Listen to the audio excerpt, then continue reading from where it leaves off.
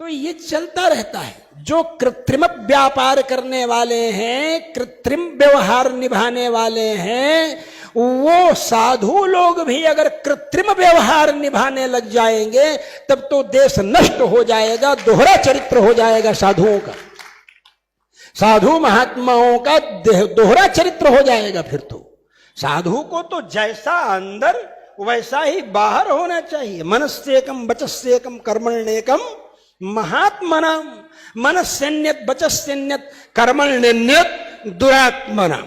तो ये चीज तो स्पष्ट कहनी होगी ना कि शास्त्र कहता है कि व्यासपीठ के ऊपर विरक्तो वैष्णव विप्रो वेद शास्त्र विशुद्धिकृत दृष्टांत कुशलो धीर वक्ता कार्योत निष्पृह।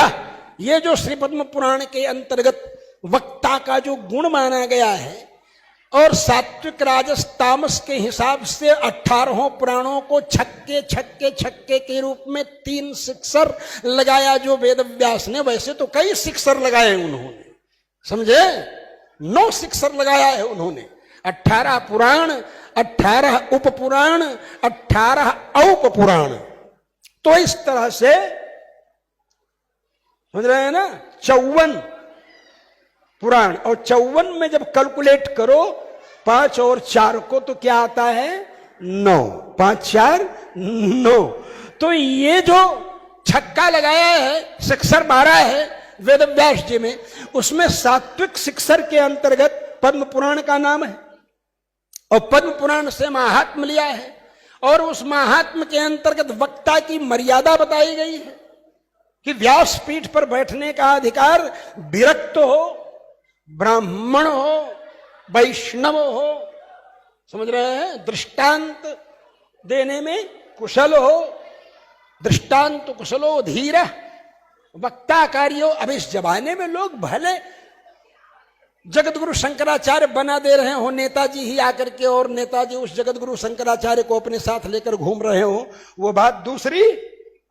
लेकिन हम किसी को यहां कह दें कि ये प्रधानमंत्री हैं, और आज ही रथ यात्रा के दिन इनको एक रथ में बैठा करके प्रधानमंत्री जी आ रहे हैं, तो क्या कोई प्रधानमंत्री मानेगा उसको? बोलो भाई, कोई नहीं मानेगा। कि जो विधि विधान के माध्यम से आया है चुन करके, वहां बहुमत दल का नेता ना प्रधानमंत्री होगा। तो तुम कैसे जगतगुरु शंकराचार्य, जगतगुरु रामानुजाचार्य, जगतगुरु निम्बारकाचार्य, जगतगुरु वल्लभाचार्य अपने पॉकेट में रखने वाले जगतगुरु की तरह जगतगुरुओं का इस्तेमाल करने के लिए चलाओगे भाई? तो शास्त्र जो कहता है, हम लोग धर्माचार्य हैं, धर्माचार्य होने के नाते यदि हम लोग धर्म के विरुद्ध नहीं बोलेंगे। मेरी भी एक शिष्या है गौरांगी, बहुत बढ़िया कथा कहती है, बड़ी भीड़ जुटती है, बड़ी रील उसकी वायरल होती है। मैंने साल भर पहले कहा था उसको, व्यासपीठ पर बैठने का अधिकार नहीं है बेटा तुम्हारा। साल भर पहले कहा था कि व्यासपीठ पर बैठने का अधिकार बेटा तुम्हारा नहीं है, बताया था उसको। बोलो तो क्या करें गुरुजी? मैंने कहा व्यासपीठ बनाओ, उस पर वेद व्यास जी को बैठाओ, वाल्मीकि जी को बैठाओ, भागवत और वाल्मीकि रखो, यहां पर जैसे व्यासपीठ बना है, और तुम यहां मंच पर बैठ करके भगवान की चर्चा करो एक आसन पर। ये मैंने उसको आदेश दिया था, लेकिन पालन नहीं किया। पालन करती तो हमारे पास वीडियो भेजती कि देखिए गुरुजी मैं आपकी आज्ञा का पालन कर रही हूं। फिर मैंने सोचा रे शास्त्र में लिखा है शिष्य पापम गुरोरपि, शिष्य का पाप गुरु को भी झेलना पड़ता है। राजा राष्ट्रकृतम पापम, राजा को राष्ट्र में हुए पाप को झेलना पड़ता है। शिष्य पापम गुरोरपि, शिष्य को भर्ता भार्या कृतम पापम, पत्नी के द्वारा किए पाप को पति को झेलना पड़ता है। क्यों नहीं उसने उसको नियंत्रण में रखा? शिष्य पापम गुरोरपि, शिष्य का पाप गुरु को भी झेलना पड़ता है। तो भैया मैं कहता हूं दीक्षा देते समय देखो मांस मछली दारू ताड़ी लहसुन प्याज छोड़ दो ना आज से। इतना सब मानोगे तो हमारे चेला, नहीं मानोगे तो मेरे चेला नहीं। जब नहीं मानोगे तो मेरा चेला नहीं रहोगे, नहीं रहोगे तो हमें तो पाप नहीं झेलना पड़ेगा। उसी तरह मैंने कहा था इस तरह व्यासपीठ पर नहीं बैठना है, नियम है विरक्तो ब्राह्मण, विरक्तो ब्राह्मणो, विरक्तो वैष्णवो विप्रो वेद शास्त्र विशुद्धिकृत वेद शास्त्र का अध्ययन करने वाला हो।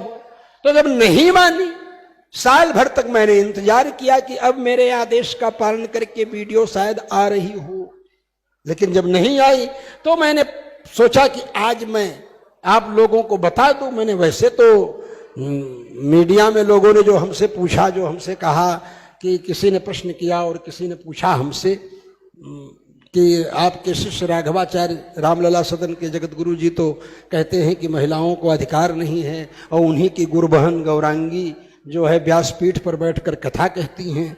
तो मैंने कहा मैंने साल भर पहले समझा दिया था, लेकिन नहीं मानी, तो हमारी शिष्या कैसी? तो हमारी शिष्या ही नहीं रही। वो किसी के साथ जुड़ करके अरबों का वैभव बढ़ा दे। लेकिन महाभारत सिद्धांत है अतिक्लेशेन ये ह्यर्थाः धर्मस्यातिक्रमेण च शत्रूणाम प्रणिपातेन मा च तेषु मनः कृथाः। महाभारत में कहते हैं सीधे स्पष्ट, क्या कहते हैं? अतिक्लेशेन ये ह्यर्थाः, जो पैसा आपको अत्यंत कष्ट से प्राप्त हो, धर्मस्यातिक्रमेण च, धर्म का अतिक्रमण करने के माध्यम से प्राप्त हो, शत्रुणाम प्रणिपातेन, शत्रुओं की कदम बोसी करने पर जो प्राप्त हो। जब चर्चा चलती है, जब सलाह चलती है और योजना बनती है, तो उसमें बोलते हैं ना कि वर्जयित्वा दुषद बलम, जो द्वेष करने वाला है उसके सहयोग को छोड़ करके बाकी और किसी का भी सहयोग लिया जा सकता है। समझ रहे हैं ना? इसलिए शत्रुणाम प्रणिपातेन, शत्रुओं के सामने झुकने पर, कदमबोसी करने पर जो धन प्राप्त हो, मा च तेषु मनः कृथाः, उस धन में आप मन न लगाइए। हमारे पास तो ऐसे कितने अवसर आए कि करोड़ों करोड़ रुपए ऐसे आ जाते और चुटकी चुटकी में हो जाते, लेकिन सारे प्रस्ताव फेल कर दिए। हमने कहा ऐसे नहीं होगा, साधु का काम कोई साधु ही करेगा। मैं गलत दिशा में जाने वाला नहीं हूं। कोई भगवान भेजेंगे, भगवान अवतार लेते हैं साधु के रूप में, महात्मा के रूप में भी आ जाते हैं भगवान। अनेक रूप रूपाय विष्णु में प्रभु विष्णु में। इसलिए मैं कहता हूं बंधुओं कि जो मेरे आदेश का पालन नहीं करता है उसको मेरा शिष्य कहलाने का अधिकार नहीं है, और मैं उसे शिष्य कैसे स्वीकार कर लूं भाई जो मेरे आदेश का पालन नहीं करता है। शासितुम योग्य शिष्य, शिष्य की व्युत्पत्ति क्या होगी व्याकरण के अनुसार? आप लोग संस्कृत के छात्र हैं। शासितुम योग्य शिष्य, जो शासन करने योग्य हो वो शिष्य है। शासन करने योग्य जो है वह शिष्य है। तो जो व्यक्ति हमारे दी गई सलाह को नहीं स्वीकार कर रहा है वो हमारे दिए गए मंत्र के प्रति कितना भरोसा रखता होगा, कितना विश्वास रखता होगा, ये क्या मैं कहूं। इसलिए मैंने इस बात को आप लोगों के सामने बताया कि जो धर्म शास्त्र है, धर्माचार्य हैं, उन धर्माचार्यों को अपने स्वरूप के अंदर रहना चाहिए। ओम शांति शांति शांति। बिहार प्रदेश के पटना शहर, बिहार की राजधानी में आयोजकों के द्वारा विश्व सनातन महाकुंभ का कार्यक्रम आयोजित किया गया है। उस कार्यक्रम के अध्यक्ष, संरक्षक, मंत्री या समिति वालों ने, किसी ने भी द्वारका शारदा पीठ के कार्यालय से या हमारे भक्तों से या स्वयं हमसे कोई संपर्क नहीं किया है। ना ही इस कार्यक्रम में हमें आने के लिए निमंत्रण दिया गया है और ना ही हमने इन्हें स्वीकृति दी है। सोशल मीडिया के द्वारा हमें यह जानकारी प्राप्त हुई। हमारे कई भक्तों ने हमको सूचना दी। बिहार में रहने वाले शारदा पीठ के जो भक्त हैं उन्होंने सूचना दी।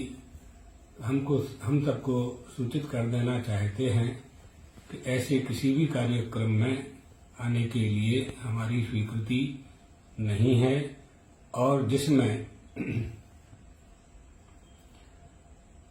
ऐसे लोग पहुंच रहे हों जिन्हें मान्यता प्राप्त नहीं है, जो शंकराचार्य के नाम से जा रहे हैं और वो शंकराचार्य ना हो ऐसे कार्यक्रमों में जाना हमारी मर्यादा के विरुद्ध है, अनुशासन के विरुद्ध है और शास्त्रीय परंपरा के भी विरुद्ध है।